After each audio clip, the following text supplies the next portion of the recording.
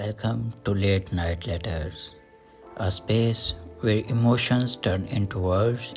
In this video, some part are narrated using AI voice to beautifully express feelings.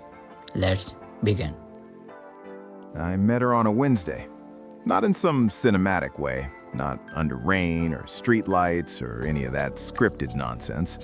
I met her in the break room at work, both of us staring at the coffee machine like it held answers we didn't have questions for. She said the vanilla creamer was empty. I said that explained a lot about my morning. She smiled, just barely. The kind of smile that doesn't ask for anything back. Her name was Elena. I didn't think much of it then. You don't, do you? You don't know which moments will matter until they're already behind you, pulling at your chest like fishing line. We worked on different floors, different departments. I was in compliance, drowning in spreadsheets and policy updates that no one read. She was in communications, writing emails that sounded like they gave a damn even when they didn't. I'd see her sometimes in the elevator. She always got off 2 floors before me. Always carried this canvas bag with a water bottle clipped to the side and a book stuffed in so tight the spine creased. I never asked what she was reading. I wish I had. 3 weeks in, we ended up at the same happy hour. One of those forced team-building things where everyone pretends they want to be there. The bar was loud and warm and too crowded, and I was planning my exit when she appeared next to me holding 2 beers. She handed me one. "You look like you needed an escape route," she said.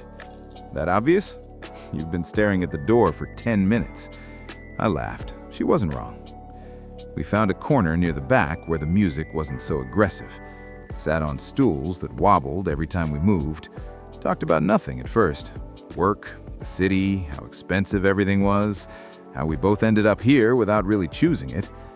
But then the conversation shifted. She asked me what I wanted.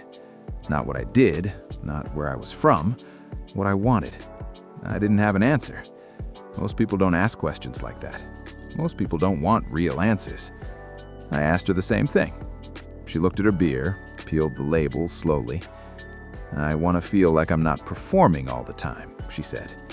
I understood that more than I should have.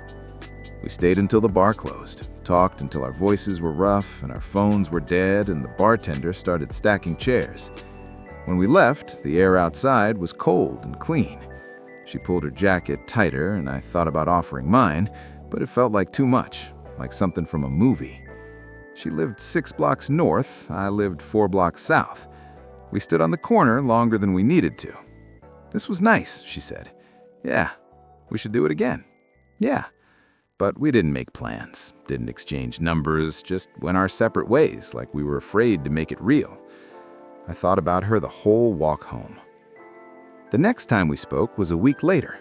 She stopped by my floor to drop off some revised guidelines. Could have emailed them, didn't. She leaned against my desk and asked if I'd eaten lunch. I hadn't. We went to this small Vietnamese place 2 streets over, sat by the window, she ordered spring rolls and pho, and ate like someone who didn't waste time pretending to be delicate. I liked that. She told me about her sister who lived upstate with 2 kids and a husband who worked in insurance, how she visited twice a year and felt like a stranger every time. I told her about my mom, who called every Sunday and asked the same 5 questions in the same order. We laughed about it, but it wasn't really funny. After that, lunch became a thing. Not every day, but often enough that I started looking forward to Wednesdays, started checking my phone more than I should have. She had this way of making silence comfortable. We'd sit there, eating, not talking, and it didn't feel like something was missing. Most people can't do that. Most people fill space because they're afraid of it. One afternoon in late April, it rained so hard the streets flooded. We got stuck under an awning outside a bookstore, watching people sprint past with newspapers over their heads. She was close enough that I could smell her shampoo, something clean, eucalyptus maybe. I didn't move, neither did she. When the rain let up, we went inside. The store was old and cramped and smelled of dust and worn paper. She ran her fingers along the spines, pulling out books at random, reading the first line, then putting them back. I watched her more than I looked at the shelves. She caught me. "What?" "Nothing." "You're staring." I'm interesting. She smiled. The real kind this time. The kind that reaches. We bought nothing, left empty-handed, but something had shifted between us. Something I couldn't name yet, but felt in my chest like a second heartbeat. We started texting after that. Nothing heavy, just small things. A meme, a complaint, a picture of something absurd she saw on the subway. But it was constant. I'd wake up to her messages, go to sleep thinking about what to say next. My friends noticed. "Who is she?" they'd ask. "Just someone from work." "Doesn't look like just someone." I didn't argue. In June, the company threw a summer mixer. Rooftop venue, open bar, people dressed better than they ever did in the office. Elena wore this dark green dress. Simple, nothing dramatic, but it moved when she did, and I couldn't stop looking at her. We talked to other people, played the game, but we kept gravitating back to each other, like magnets, like something inevitable. Around 10, she asked if I wanted to get out of there. We walked. No destination, just walked. Through side streets and past closed storefronts and around groups of people laughing too loud. She slipped her shoes off after a few blocks, carried them by the straps. "These were a terrible idea," she said. I offered to find her a cab. "No, I like this." We ended up at the waterfront, sat on a bench facing the skyline. The city glittered in the distance like something unreal. She leaned her head on my shoulder. It wasn't planned, wasn't announced, just happened. I stopped breathing for a second. Then I relaxed. Her hair brushed against my neck, her arm pressed warm against mine. We didn't talk. We didn't need to. I don't know how long we sat there. Could have been 20 minutes, could have been 2 hours.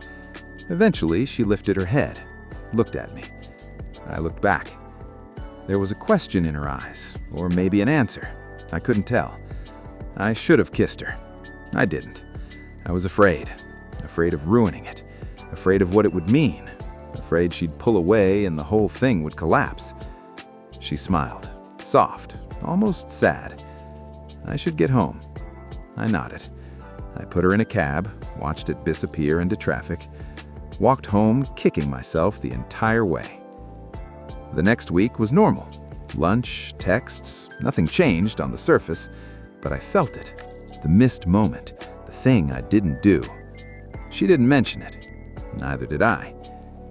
In July, her roommate moved out. She threw a small party, invited a few of us from work.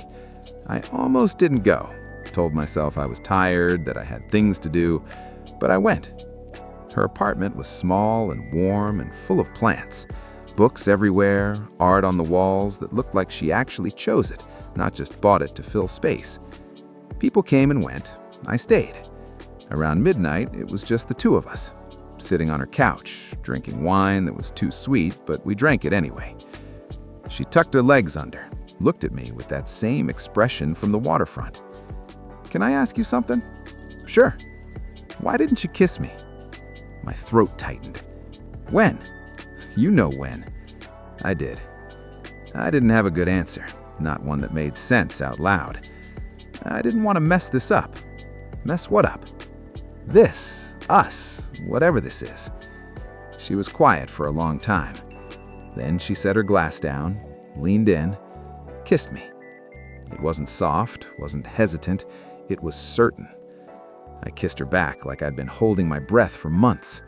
Her hands were in my hair, mine were on her waist. The world shrunk down to just that, just her mouth and the taste of wine and the way she made this small sound in the back of her throat. When we pulled apart, we were both breathing hard.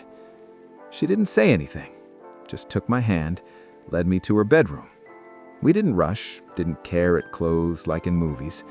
It was slow, deliberate. Every touch was a conversation. She looked at me like she was memorizing me. I did the same. Afterwards, we lay there in the dark, her head on my chest, my fingers tracing circles on her shoulder.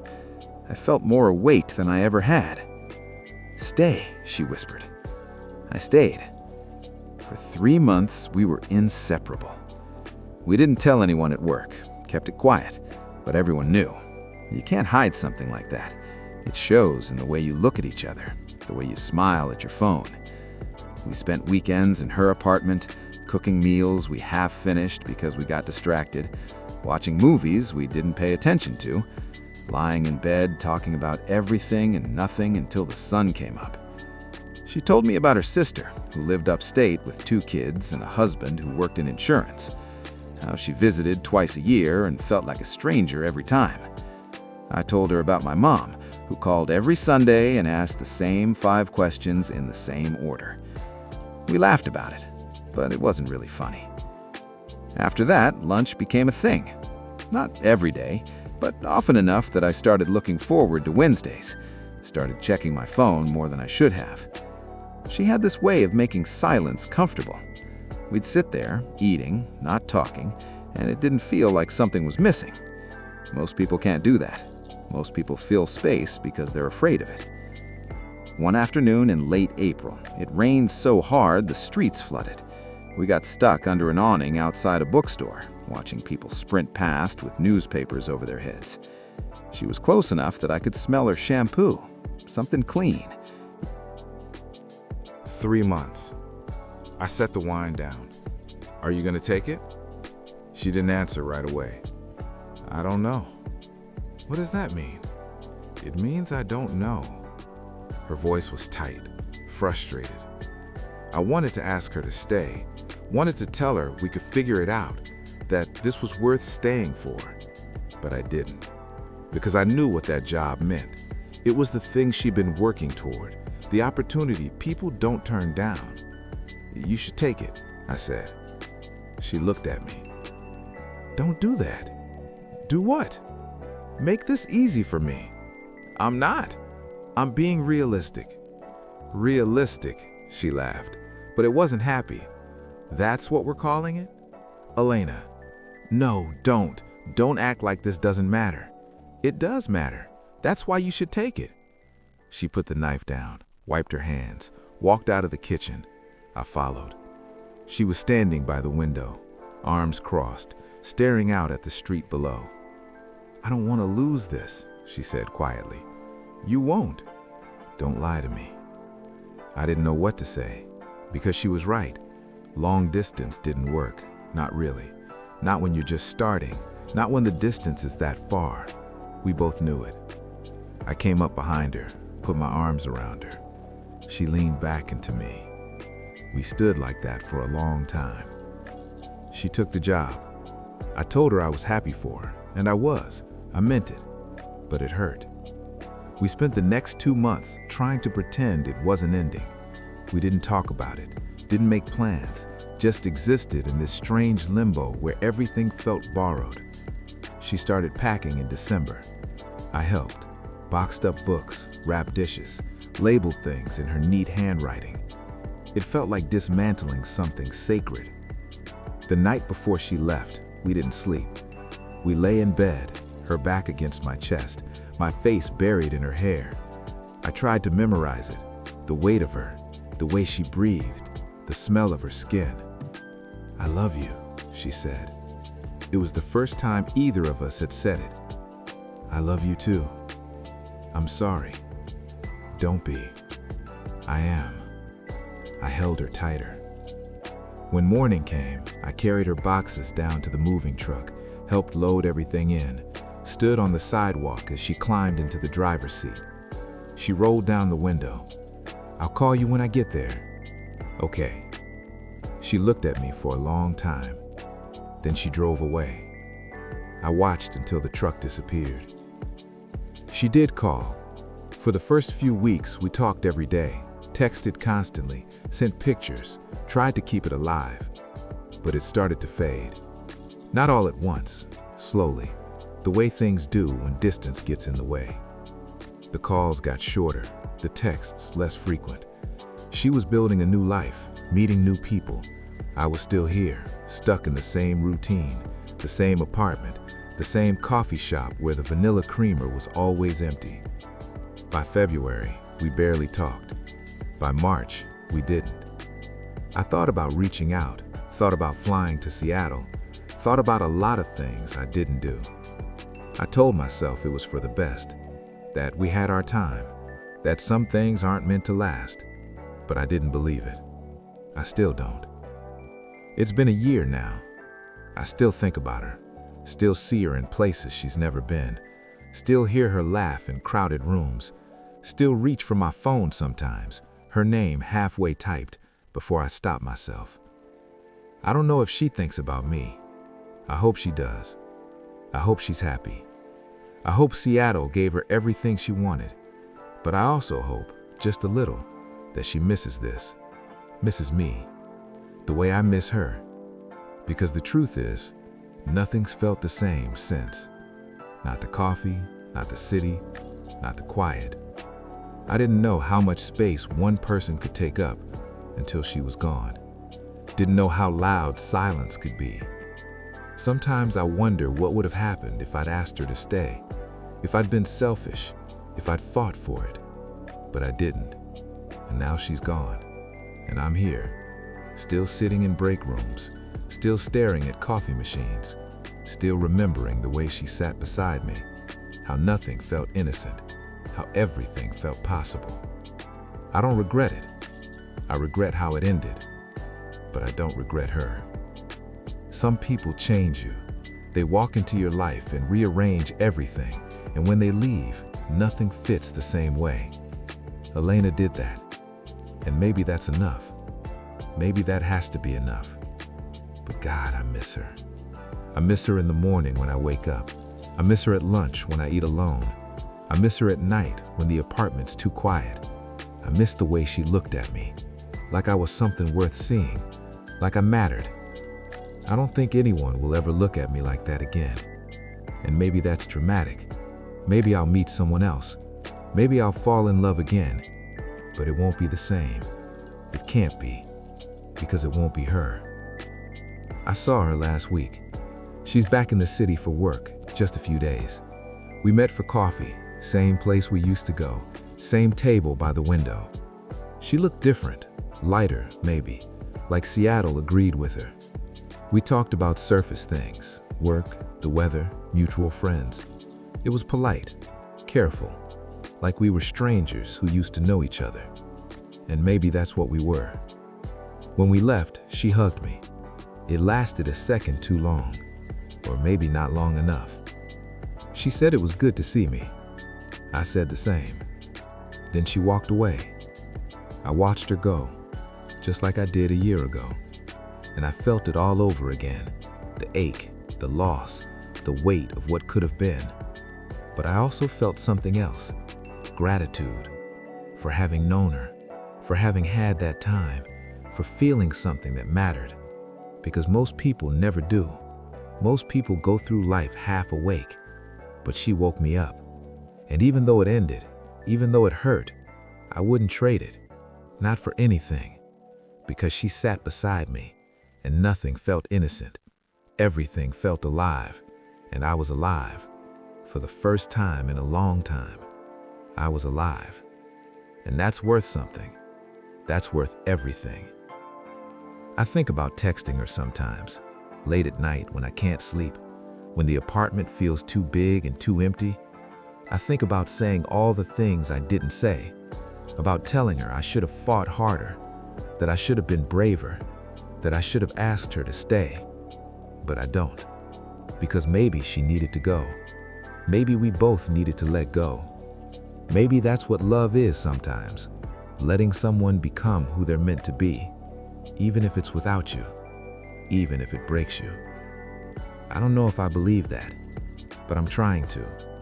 I'm trying to make peace with it, with the fact that some people are only meant to be in your life for a season, that some connections are beautiful because they're temporary, that some stories don't get happy endings, but they still matter.